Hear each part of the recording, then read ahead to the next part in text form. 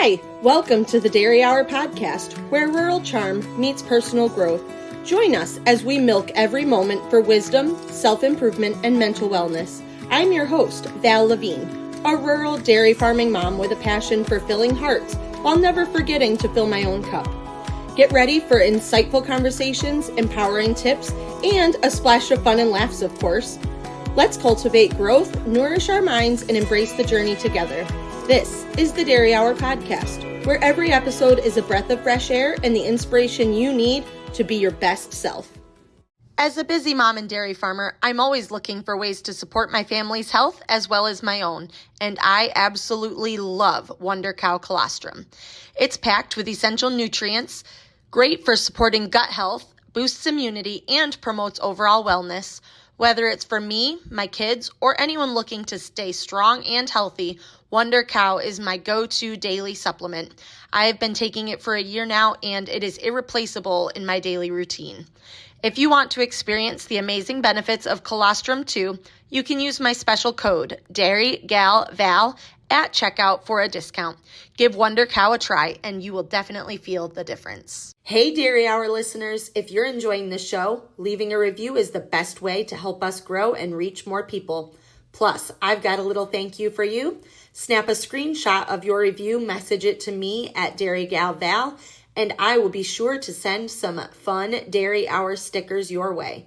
Thanks for supporting the podcast, and I cannot wait to mail you some swag. Hello, everyone, and welcome to today's episode of the Dairy Hour podcast. I am your host, Val Lavigne, and I am joined today by Lorilee Schultz. Lorilee, how are you today? Doing great, Val. Thanks for having me.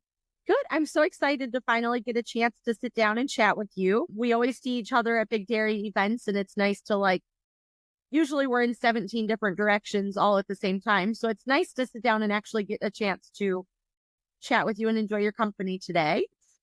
Yeah. So if you want to start out, just tell us a little bit about, where you're from, what you do. Sure. So I am farming in Orangeville, Illinois. So we're right at the very tip of the state. We're literally on the Wisconsin border.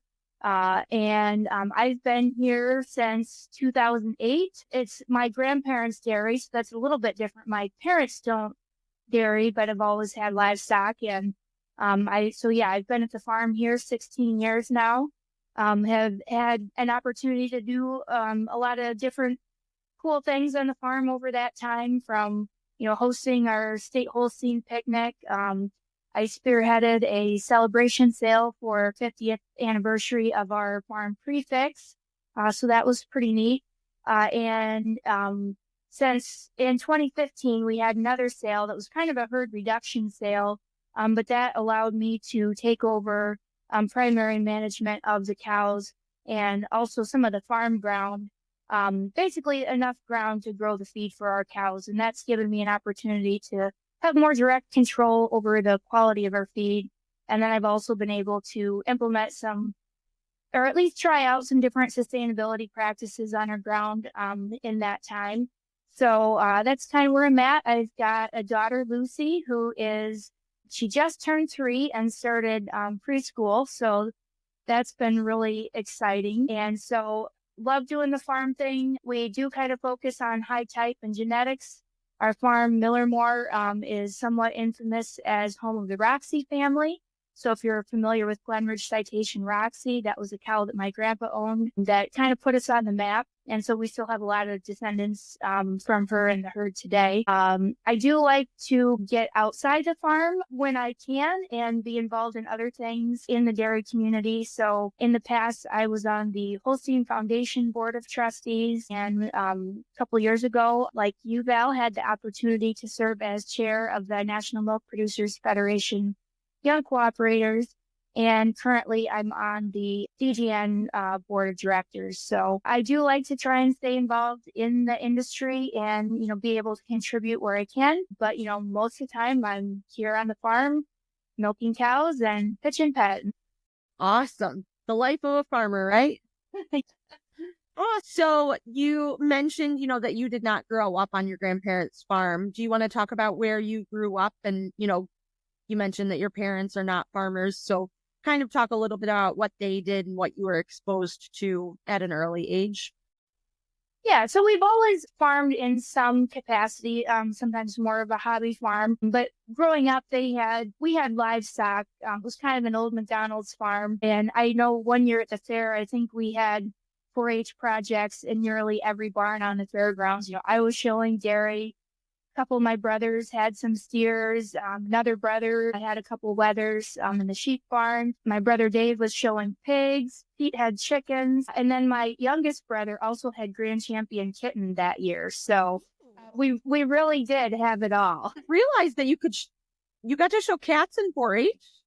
Apparently, he just brought in a barn cat and it was Grand Champion kitten. So that was exciting. It's the best thing ever. I wish that there was kitten classes in my because I would have been in that also, because you describing all of the different things that you guys were doing, I was like, yep, I showed that, I showed that, I showed that. Oh yeah, I mean, I did get to show everything, a little bit of everything, and I guess I was just kind of always drawn to the dairy side of it, and showing with it's my mom's parents' family, and so that's kind of where I found my true passion, I guess. But I do have 4 brothers. I'm the only girl.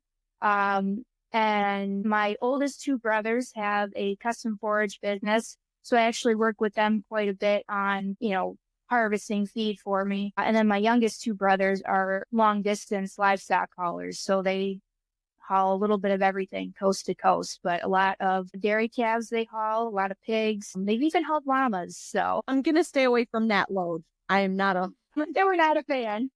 No. No, llamas are definitely not my thing. So, growing up, where were you guys located near the dairy that you're at now when you were growing up? Did you grow up in a different state? Whereabouts were you? Yeah, so my parents had lived a few different places. When I was real young, we were 6 miles from my grandparents' farm. My parents grew up in the same county, and that's kind of how they met. But then when I was 5, we moved to a different farm that was about 45 minutes away from the dairy. So kind of when summertime came, I would just pack my bags and move into grandma's for the summer, more or less. Like, see you, Mom, I'll be back when school starts. And then my freshman year of high school, my parents kind of had some disagreements with their school district, and I ended up going to school, living with my grandparents for all of my freshman year of high school and going to school in their district. And so that was really a unique opportunity. And that's where I really got to learn how to milk and got to spend a lot of time with my grandparents. And then my sophomore year of high school, my parents moved to Central Iowa. And so that was a really hard decision, as a 15-year-old that was really involved in a lot of stuff in Northern Illinois, to then move 6 hours west to Central Iowa, where no one had no connections. But I ultimately decided to move with my parents. I figured they really wanted me to, and they did. So, but I did really love it out in Iowa. Not very much dairy out there in the center part of the state, but I ended up going to school at Iowa State, and through like the ISU Dairy Science Club and whatnot, got to meet a lot of other dairy kids from Iowa at that time. And the cows are kind of in the corners of the state. So with dairy judging, whatnot, did get to see a lot of Iowa dairy, just not as much when I first got out there. Yeah. So at what point, when you were growing up, were you like, I definitely need to be involved in the dairy industry? I've got the bug. Like, at what point was your pivotal moment where you were like, yes, this is where I belong? Probably when I started doing dairy bowl contests. I was maybe, 12, 13, 14, somewhere junior high age, and got invited to be part of our county team and had some great coaches and mentors along the way through my whole dairy bowl career.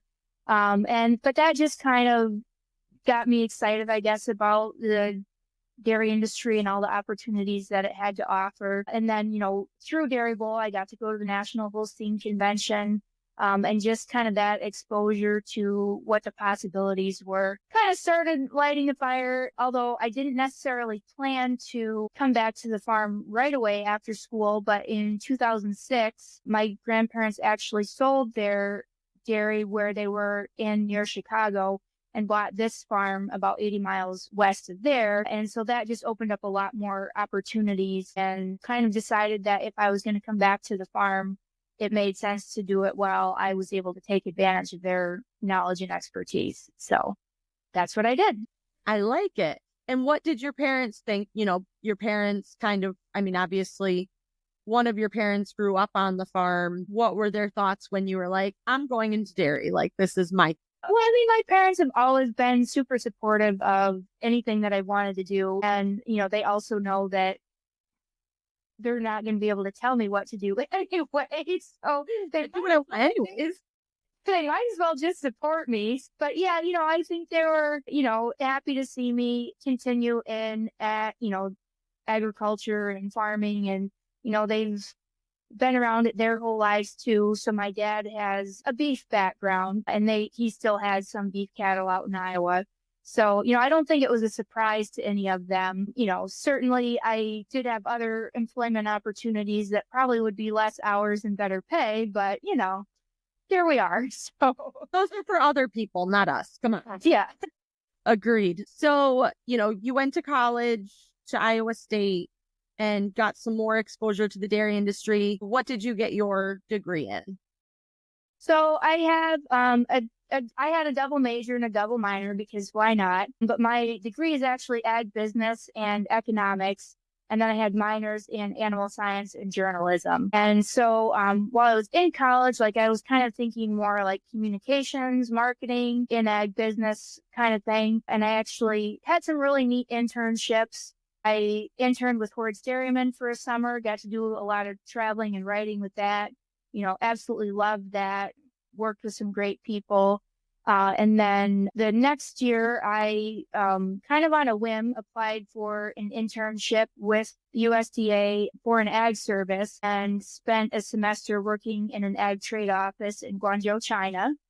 So that was quite an experience. And again, I loved being able to interact with people there and kind of help facilitate the flow of trade, and especially getting our ag products into China. Learned a whole lot about their economy in the early 2000s, and just the way that it's kind of grown from there. It's been really interesting to watch. So I'm still just fascinated by all of that. That's a lot. And how old were you when you did this? I guess I was 21. Yeah. And how is that? Just because obviously you just had to kind of up and move literally halfway across the world. Yeah, so it all happened really quickly. I applied for the internship in November, and they called me finals week, so that would have been mid-December, and said, we are doing this, because when you apply, it could be for any ag trade office around the world, so you really don't know. The offices, then can just kind of, if they have a certain project or whatever, they're looking for somebody in particular. And so you really don't know where you could be going. But they called me from the Guangzhou office and said, hey, we're going to be working on some dairy projects. We like your dairy experience. How would you like to come? But can you be here January 4th? So I took a big gulp and I said, okay. And so luckily I did have my passport, but there's a whole lot of shots and stuff you need to go to China. I had to go into Chicago to get a visa to be able to travel. And then just, probably if I'd had more time to think about it, I would have been more nervous about it. My dad was terrified, at that time. I think SARS was the big thing.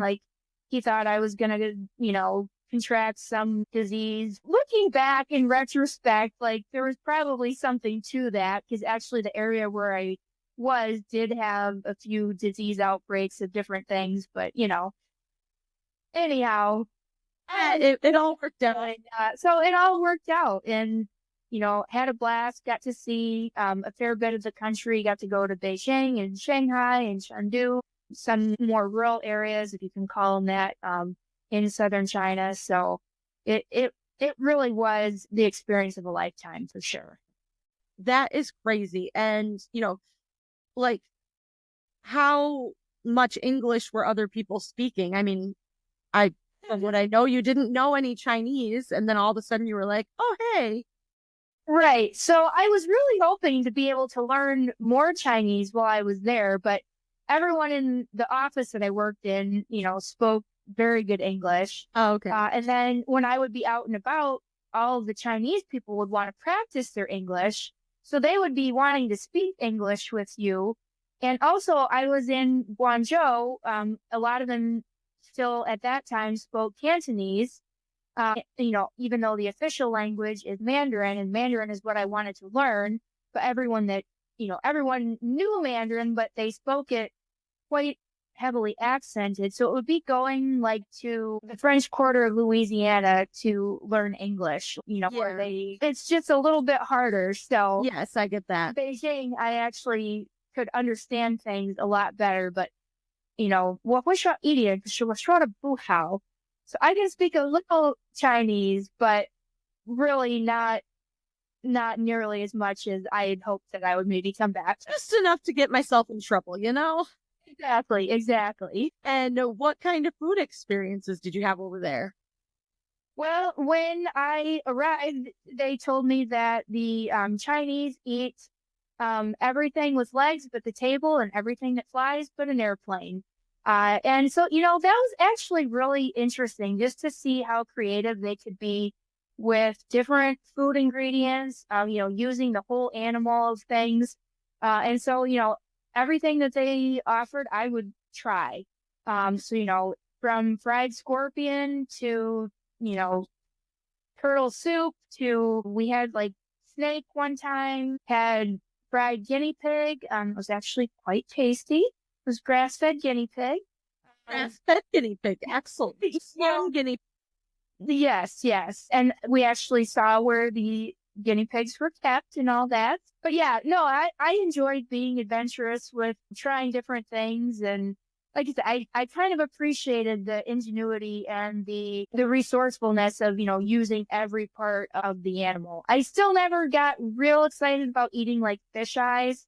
That's like kind of a delicacy, but anyway, I did, I tried most things that they offered me. So yikes.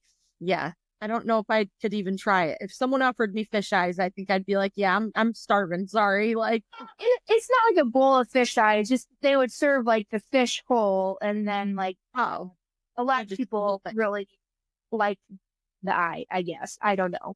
Yeah. I'm not even sold on the actual fish part. So then you add in the eye. I'm not there. Yeah. But certainly not like, when you go to get Chinese food here, like it's not like that. No, no differences, but I've had very little Chinese food in the US that would compare to what I had when I was actually in China. I'm going to stick with my American Chinese food because that's where I'm at. So, there's a noodle shop though that was just amazing. You could get like the best bowl of fresh noodles for like, I don't know, less than 50 cents. And it was like the best thing ever. The noodles I could go for, but I could do without all the little surprises. Even though, grass-fed guinea pig does have quite a ring. Oh my gosh. So what is a major takeaway that you got from your time over in China? Well, a lot of things. I guess I don't know if I could think of just one thing, but just kind of that open-mindedness, I guess, of being curious and exploring new things. It was a city of 14 million people, which is like mind-blowing when you think about it, but just really liked getting out and exploring new places, and also just, kind of learning more about Chinese culture, and from afar, kind of seeing how things have changed, over the past 20 years has been kind of interesting, but also just like it's amazing what the Chinese system is capable of. So, also when I was there was a lot of transformation of like old parts of the city that they would, completely redo into these like amazing new gleaming structures. And, it was pretty, again, mind blowing just to see the different things that they were doing, and you can debate at what cost. Certainly a lot of that isn't as visible, but all the Chinese people that I met were very welcoming and incredibly nice. So, I enjoyed getting to meet a lot of different people. That's such a great experience and definitely one that you'll never forget. Right. So you went over there. How long were you over in China for? About 4.5 months. Okay. So then when you came back to the United States, where did you head from there?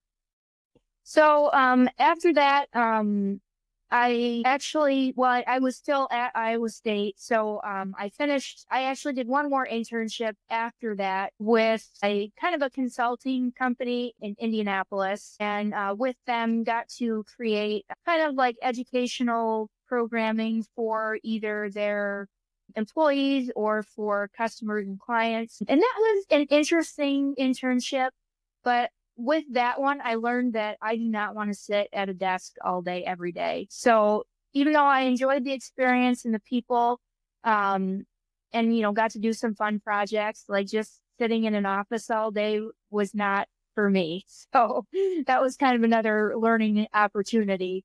And then I graduated from Iowa State, in December of 2008, or 2007, and started here at the farm in basically January 1 of 2008. So. Okay, so you've been at the farm for quite a while at this point. Yeah, it's 16 years now.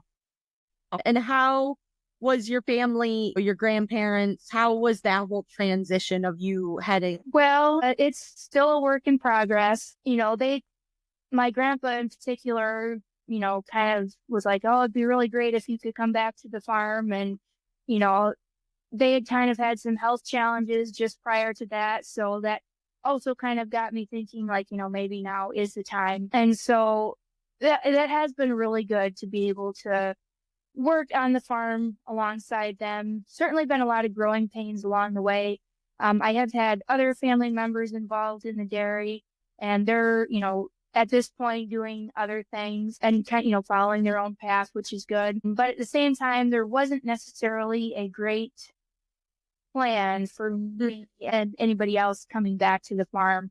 And that's been a struggle, this whole time. It's been kind of a push and pull, and we've made progress. We're definitely not to where I would like to be, but at the same time, I've kind of come to realize that you can't make people do things they're just don't want to do. Yeah. And so, I've been working on just making peace with that this is the situation that we're in. I choose to be here. I know that I can go and do other things if I wanted to. And so just reminding myself of that this, I'm here because I want to be here. I know what the constraints are. I know I'm probably not going to change it. So just kind of finding peace with that framework and doing the best I can to manage the farm with those constraints. Certainly, I feel like we've maybe missed some opportunities because of that lack of planning and,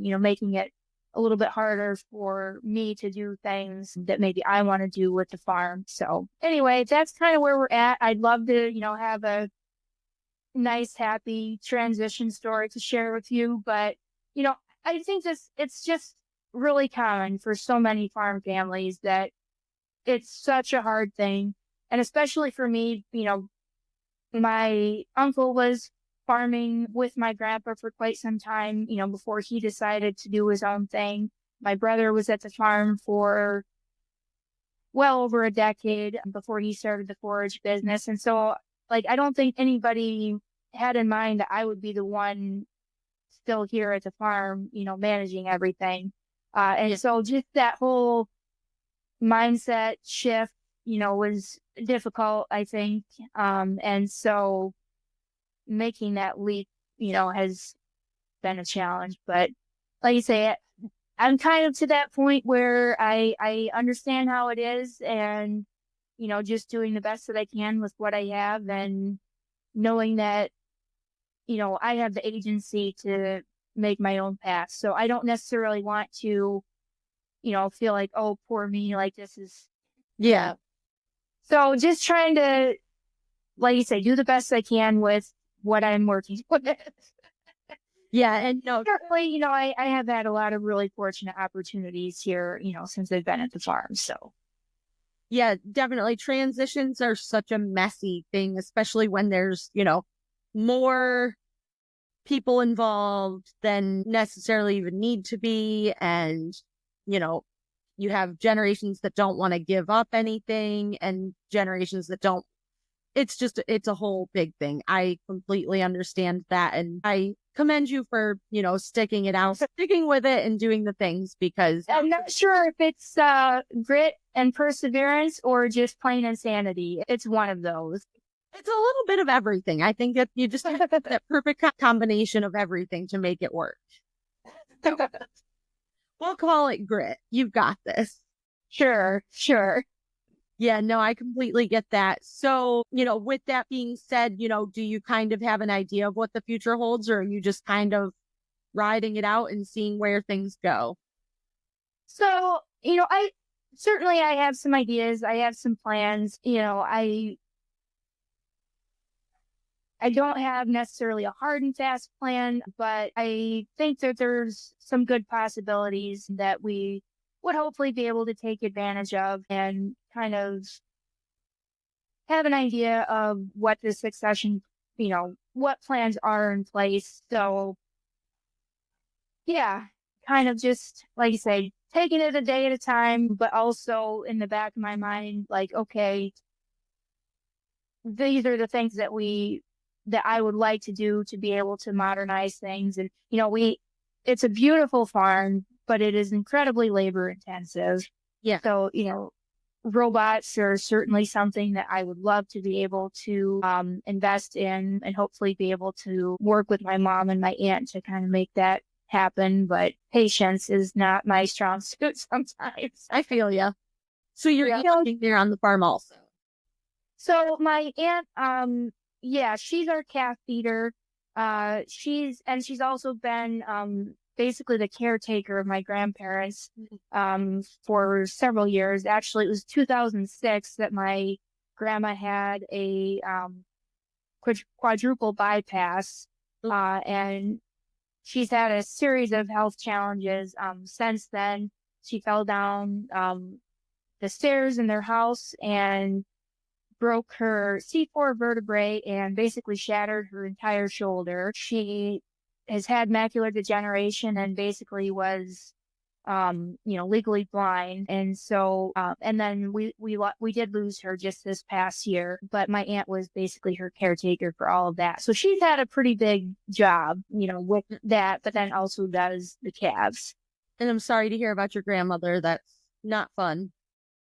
Yeah. So that was, a curveball for this year, for sure. Again, we've been lucky to have the last 20 years with her, given everything that she's been through. And yeah, and they actually live in the house right next door to me. We're both on the farm. There's two houses here. And so they're just across the driveway. But yeah, that was quite the curveball, when she first got sick, getting a call at 2 a.m. to come over and, help. They had to call an ambulance and stuff. And it was kind of a roller coaster for about 6 weeks there, not knowing exactly what was happening or when. She was on antibiotic infusion twice a day when she was kind of in and out of the hospital. But when she was home, that was my job, was to give her antibiotic infusion. So, it'd be about an hour in the morning and night that I would spend with her, giving her that. And so, and that also at the same time, my aunt had previously scheduled hip replacement surgery. Oh. And so taking care of grandma, doing her infusions, doing all of my regular things, taking care of my 3-year-old, and then doing all the calf chores on top of that, which I didn't plan very well and had 28 cows calved. It always happens like. So yeah, that whole time was pretty much just a blur, and at the end, grandma was able to be at home on the farm. And so that was like the hardest, best thing that I've ever been part of.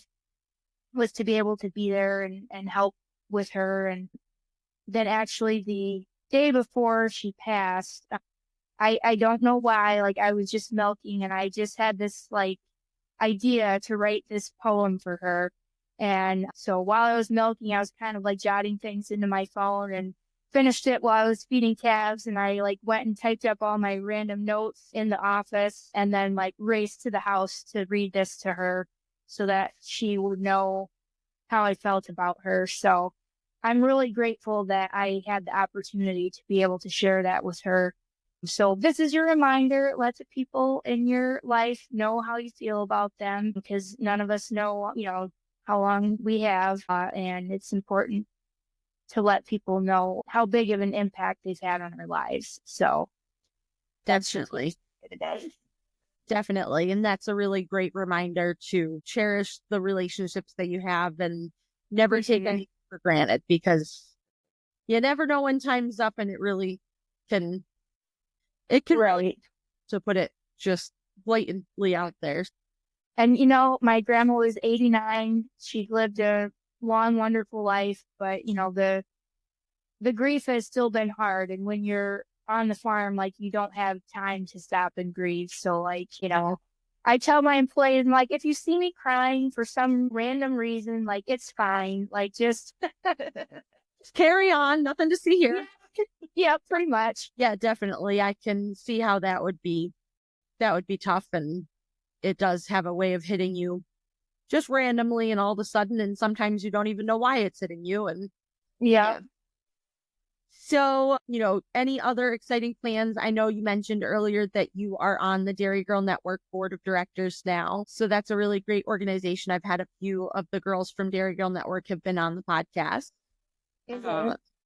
So that's a really exciting experience for you. And it's really, great to follow you and see what kind of things you're into next. So, with that little tidbit, anything other exciting coming up or? Yeah, so a couple things with Dairy Girl Network. Kind of one of my passion projects is to help empower more women to be involved in leadership. And I kind of got a little more exposure to that with my experience with National Milk Producers Federation and, sitting in on the board meetings and realizing like literally they have more guys named Joe on their board than they do women. And I actually went through all their co-op members and counted up how many women they had on their boards.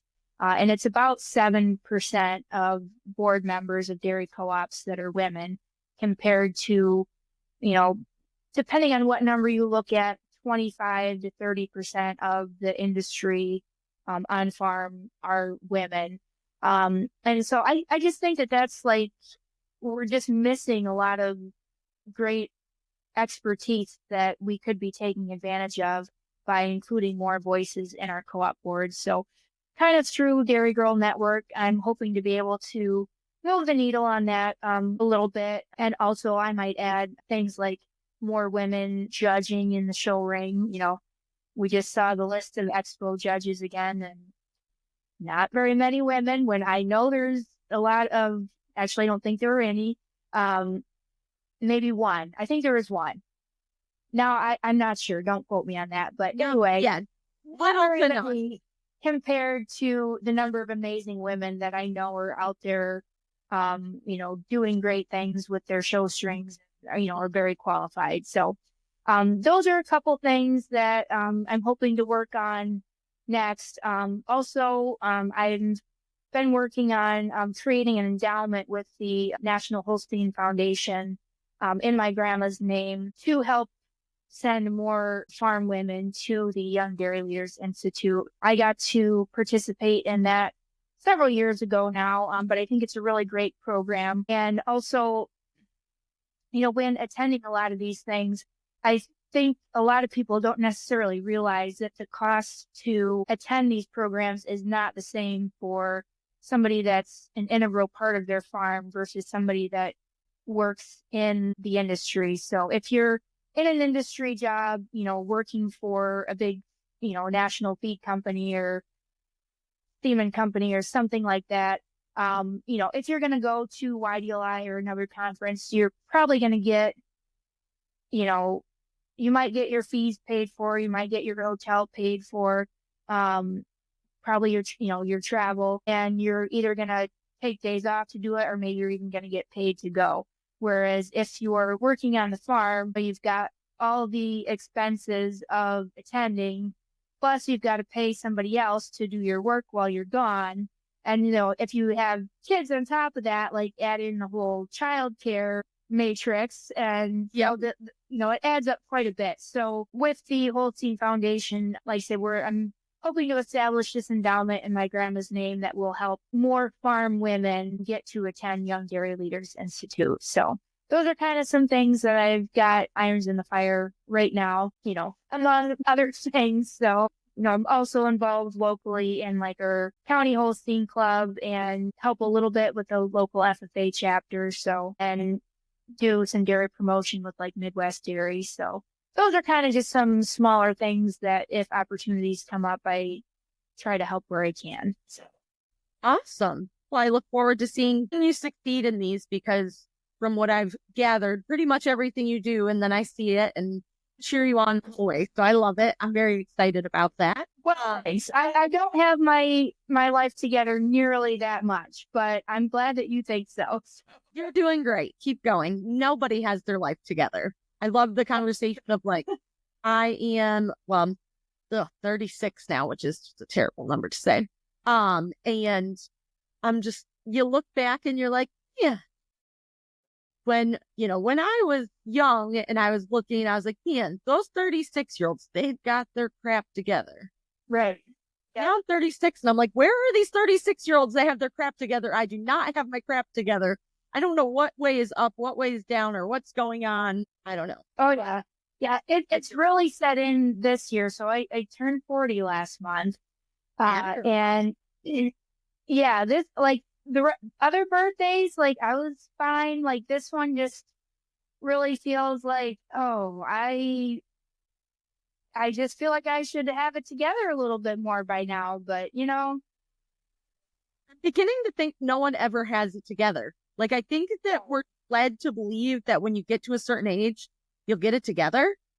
And as you get older, you're like, this is a farce. Like, nobody has it together. Not even these 60-year-olds over here. They don't even know what's right. But I want to know where this illusion comes from, that people think that adults, and I also still am like, I feel like a kid when I'm in a room and I like look to the quote unquote adults, and then I'm like, hey, I am the adult. Like, when did this happen? What is going on? So we're just going to stay young forever. We're never going to have our crap together. And we just need to let that like be a thing, because. Right, exactly. It goes back to the like finding peace with it. Like, this is where I am. I can't compare myself to other people because they've all got their own shit that they're working through. And so, again, it's just where I am. Just chaos. Just let it ensue. It's gonna. And I think if you were to, in fact, actually have your crap together, I think it would be kind of boring. Oh, yeah. So, I mean, my life is a lot of things, but boring is not one of them. No, not boring ever. And I think if you have a farm, like farming and boring just don't go together. I aspire to be bored. Things get going like a little bit right, and then you're like, well, what's going to happen now? Hold on a second. It sounds like our December, where we had like 3 major plumbing debacles in a row. So, yeah. Yeah, no, it's just chaos all the time. It is what it is. Yep. Oh my gosh. So I love to get into just some fun rapid fire questions to get to know you a little bit more and just kind of enjoy where the conversation goes. So, are you a morning person or a night owl? I'm frequently both, but like middle of the day, I struggle. Like, if I need to do like paperwork or something, like middle of the day is not the time for me to do it. I either need to do it like early morning or late night, which does not work at all with my schedule, but just gotta figure it out in there. Yep. Your favorite ice cream flavor? I mean, I like all of the ice cream flavors. I don't really have a go-to because I like to switch it up. But when I was younger, we used to ship to Overwise Creamery here in Illinois, and they went through bankruptcy. I'm not even sure what their current status is, but their chocolate ice cream, like I still like salivate over the thought of Overwise chocolate ice cream. Prairie Farms has a very good ice cream, don't get me wrong, but that Overwise chocolate ice cream is like the best premium ice cream I've ever had. All right. She's a genuine chocolate girl. That works for me. Let's see. Oh my gosh. What's your favorite music genre? I mean, probably it's country, like especially like 90s country is like my sweet spot, but I do listen to a little bit of everything. Just depends on my mood. So, but honestly, most of the time I listen anymore to a lot of podcasts and audiobooks versus music. So I'm not up on all the new music. I'm really not. 90s and early 2000s country is definitely where it's at. Yeah. Mm-hmm. I'll listen to some of today's stuff, but like if I just need a good jam to country, like I'm going for 2000s. Yep. Yeah. Your favorite subject when you were in school? Probably English. Probably. I don't know. I was kind of a nerd, so I liked school for the most part. I was kind of a nerd too, so here we are. Fine. What's your favorite holiday tradition? Oh, favorite holiday tradition. And it could be any holiday, not just like Christmas. Yeah. Well, a new tradition that we've started on the farm, it's not necessarily even holiday associated, but we've been doing Ag Olympics in the summertime with all of my like extended family and all of their kids come out to the farm, and we set up like a giant slip and slide with like silage bag plastic, and you know, I'll make like a big pile of straw the kids can do jumps into, and I can't believe nobody's broken a bone yet. But anyway, that's one fun thing that we've started. Probably if you come to like Christmas traditions, I guess one thing I always loved as a kid was like setting up our nativity set, especially with all the little animals. So now my daughter has her own little wooden one, and it's cute to see her like set everything up and play with them. And good. So I'm glad that she enjoys that too. Yes. Teach her right. Yep. Definitely. Let's see. What is your favorite farm chore? Oh, my favorite farm chore. Well, I do really love just milking when that's all I have to worry about, which is almost never. But if I can just, focus on milking and just do that, like I enjoy that a lot. And I also weirdly like clipping cows. A lot of people don't, but Yep. like it's just very satisfying, like to see the end result. It's not satisfying for me because if I ever clip a cow, it looks like they went through like a fan. So I'll leave the clipping to you because Say like barn clipping, not necessarily like show clipping where they have to look just so, but like if I'm just doing udders and tails and like touching up legs, like I don't know, I just find that really satisfying. that works. And I really like to always ask this question: what's on your travel bucket list? Oh, well, I have my college roommate moved to Alaska last year. So I really would love to be able to go visit her. She's like, I think about 100 miles from Denali National Park. But she can see it from her house. And so like, I don't know if I'd really want to live in Alaska. All the things she's told me about, like the moose that are like in her yard randomly and like bear attacks and all this. But I think to go visit for a week, I think I could handle that and would just, love to see the scenery.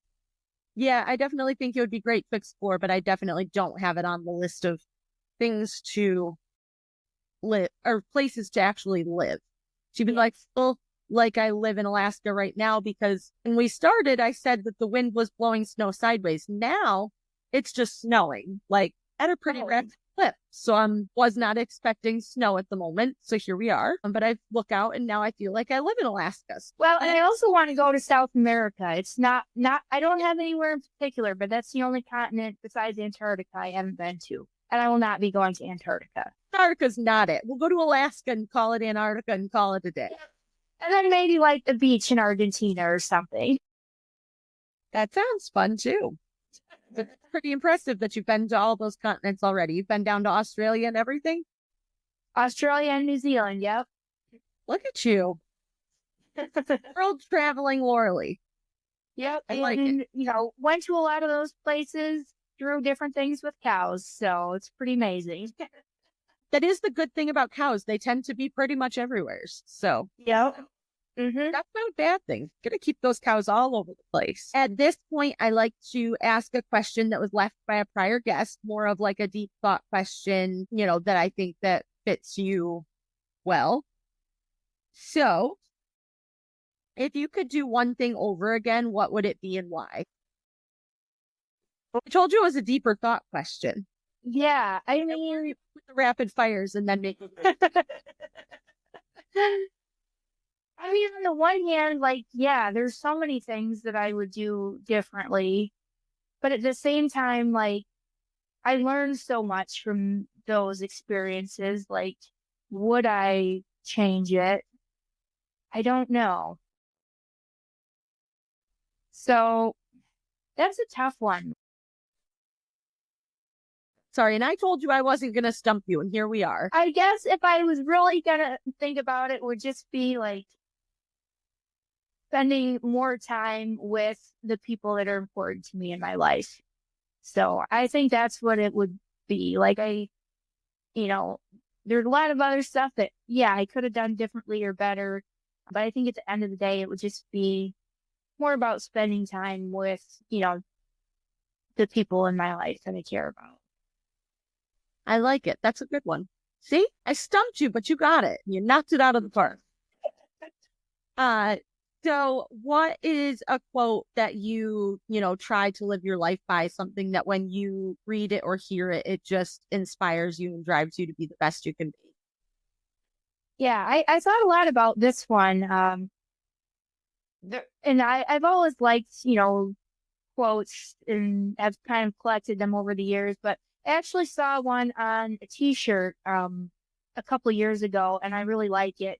And all it is what's the best that could happen? Like, you know, when you're coming up with ideas, like it's easy to think of reasons why this isn't going to work or why it's a bad idea, or, you know, well, what's the worst that can happen, like worst case scenario. But I just love the way that reframed it as to like, well, if you do this, like, what's the best that could happen? Like, think about all the good things that you can gain. And so that's something like going forward, you know, as I'm ready to put some of these ideas that I've had, you know, into action a little bit more, hopefully, like just trying to keep that in mind. Like, well, what's the best that could happen? And instead of thinking of the negatives, think about the positives. So that's what I'm going with. I like it. That's a really good way to reframe it and, you know, spin that to being more of an optimist and, you know, looking at things like, you know, it's that kind of, that goes back to that saying like, well, what if I fall? But what if you fly? So Right. I like that it takes that and flips it around and is like, no, you should look at the upside, not the negatives. Like, at least if you fail, it means that you tried. If you don't fail, you're not trying hard. So Exactly. Yep. I love it. Excellent. Lorilee, I've had so much fun chatting with you today. Where can people connect with you if they want to see what you're up to or reach out to you if something in your story resonates with them? Yeah, so I am a very sporadic social media user. I'm on Facebook, and I do have a farm Facebook page, so Miller Moore Farm. You can follow us there. Sometimes I post a lot, sometimes very little. So no guarantees on content, but you're welcome to follow our farm page. I'm still trying to figure out LinkedIn, but feel free to like add me. I don't know how it works yet, but that's the next one that I'm working on. I am on Instagram, but I'm almost never there. So yeah, sorry. You can always like Facebook message me or shoot me an email. It's just Lorilee Schultz at gmail.com. So don't spam me, please. But if you want to connect, go for it. Spammers need not apply. We've got this. Awesome. And I will link those in the show notes for all of you. Lorilee, thank you so much for joining me today. I really appreciated our conversation and the really great things that we got to chat about. And we will talk to you all next week. Thank you so much. Have a great day, everybody.